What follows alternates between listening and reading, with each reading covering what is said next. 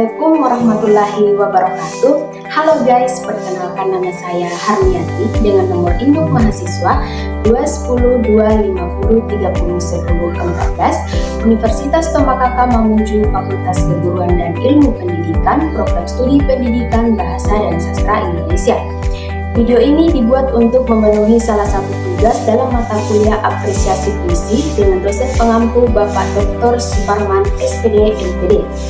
Nah, di video ini saya akan menyajikan 4 poin pembahasan, yakni yang pertama, seputar apresiasi puisi, yang kedua, memahami puisi, yang ketiga, unsur-unsur pembangun puisi, dan yang keempat, ciri-ciri puisi Indonesia. Poin pembahasan yang pertama mengenai seputar apresiasi puisi. Dalam kegiatan sehari-hari sering kita mendengar istilah apresiasi. Barangkali dalam benak kita muncul pertanyaan, apa sih apresiasi itu? Nah, istilah apresiasi berasal dari bahasa Latin appreciatio yang berarti mengindahkan atau menghargai. Secara sederhana dapat dikatakan bahwa apresiasi sastra adalah kegiatan untuk menghargai sastra. Secara terminologi, apresiasi sastra dapat diartikan sebagai penghargaan, penilaian, dan pengertian terhadap karya sastra, baik berupa drama, prosa, maupun puisi. Yola 2007. Ada 4 tingkatan dalam mengapresiasi. Yang pertama, tingkatan menggemari. Tingkat pertama atau tingkatan dasar dalam apresiasi puisi yaitu menggemari. Seseorang yang berada pada tingkatan menggemari, keterlibatan batinnya belum kuat. Pada tingkatan ini, batin apresiator terputar dan muncul keinginan untuk memberikan perhatian terhadap puisi dan mau meluangkan waktu untuk membaca, mengakrabi, dan menggauli puisi. Tingkat menggemari dengan kata lain bisa disebut juga dengan tingkat simpati. Nah, yang kedua, tingkat menikmati. Tingkatan kedua dalam apresiasi puisi yaitu tingkat menikmati. Seseorang yang berada pada tingkat menikmati, keterlibatan batin apresiator terhadap puisi semakin mendalam. Pada tingkatan ini, batin apresiator mulai bisa ikut merasakan apa yang terdapat dalam puisi. Kalau tingkatan pertama baru pada tahap simpati, pada tingkatan kedua ini apresiator berada pada tingkatan empati. Nah, yang ketiga, tingkatan mereaksi. Tingkat ketiga dalam apresiasi puisi yaitu tingkat mereaksi. Pada tingkatan ini, seorang apresiator tidak hanya sekedar tergetar atau simpati atau dapat merasakan empati saja, tetapi dapat melakukan refleksi diri atas nilai-nilai yang terkandung dalam puisi. Seseorang yang berada pada tingkat mereaksi, sikap kritis terhadap puisi lebih menonjol karena telah mampu menafsirkan dengan seksama dan mampu menilai baik buruknya sebuah puisi. Nah, yang keempat, tingkat produktif. Tingkat keempat atau tingkat tertinggi dalam apresiasi puisi yaitu tingkat produktif. Seseorang yang berada pada tingkat produktif, apresiator mulai mampu menghasilkan atau menulis, mengkritik, mendeklamasikan atau membuat resensi terhadap sebuah puisi secara tertulis. Dengan kata lain, ada produk yang dihasilkan oleh apresiator berkaitan dengan puisi. Poin pembahasan yang kedua ialah memahami puisi. Secara etimologis, kata puisi berasal dari bahasa Yunani poema yang berarti membuat, poesis yang berarti pembuatan, atau poietes yang berarti pembuat, pembangun, atau pembentuk. Puisi adalah bentuk karya sastra yang mengungkapkan pikiran dan perasaan penyair secara imajinatif dan disusun dengan menggunakan semua kekuatan bahasa dengan menggunakan struktur fisik dan struktur batin. Hakikat puisi bukan terletak pada bentuk formalnya saja, meskipun bentuk formal juga penting.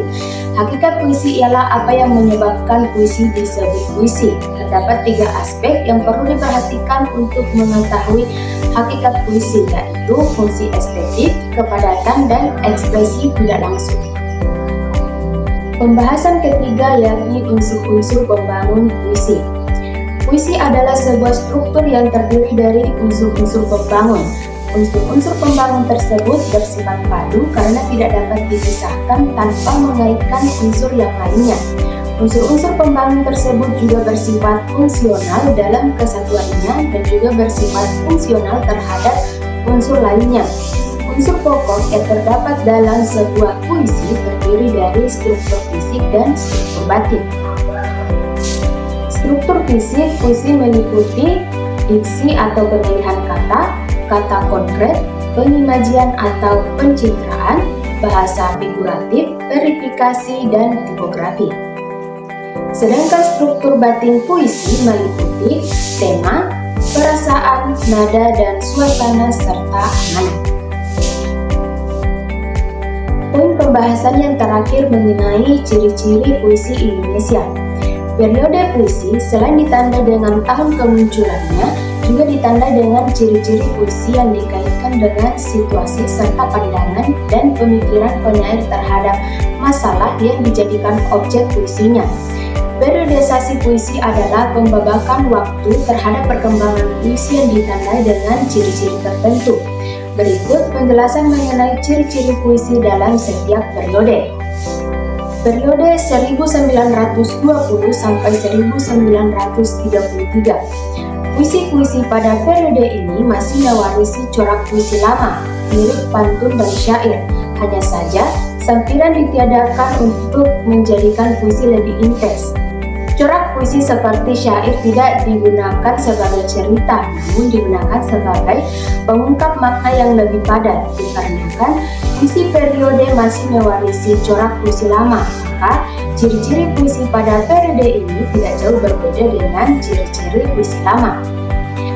Periode 1933 sampai 1945. Puisi pada periode ini mengalami perkembangan yang sangat pesat bagi dunia kepenyairan. Amir Hamzah yang kita kenal sebagai penyair pujangga baru yang oleh Jasim dijuluki sebagai penyair Dewa Irama, sedangkan J.E. Tatenggen disebut sebagai penyair Dewa Air Mata. Selanjutnya, Asmara Hadi dinyatakan sebagai penyair api nasionalisme. Periode 1945 sampai 1953. Jika pada periode sebelumnya pembaruan puisi Indonesia dengan bentuk soneta, distikon, terzina, dan sebagainya dipandang sebagai pembaruan yang setengah-setengah, maka pada angkatan ini pembaruan bersifat menyeluruh, bukan hanya pembaruan bentuk puisi, namun juga faktor kejiwaan puisi dan tema yang dikemukakan sudah mengalami pembaruan. Periode 1953 sampai 1966, pada periode ini sifat yang revolusioner berapi-api penuh semangat seperti pada angkatan 45 sudah beredar. Corak puisi pada periode ini yaitu kembali ke romantik dan kedaerahan atau mencoba menggali akar daerah atau subkultur. Periode 1966 sampai 1970. Puisi pada periode ini disebut angkatan 66. Periode ini didominasi oleh puisi yang beraliran realisme sosial kanan, yakni puisi demonstrasi Taufik Ismail dan puisi-puisi protes Rendra. Nah, periode 1970 sampai sekarang. Periode ini muncul puisi-puisi yang disebut puisi kontemporer.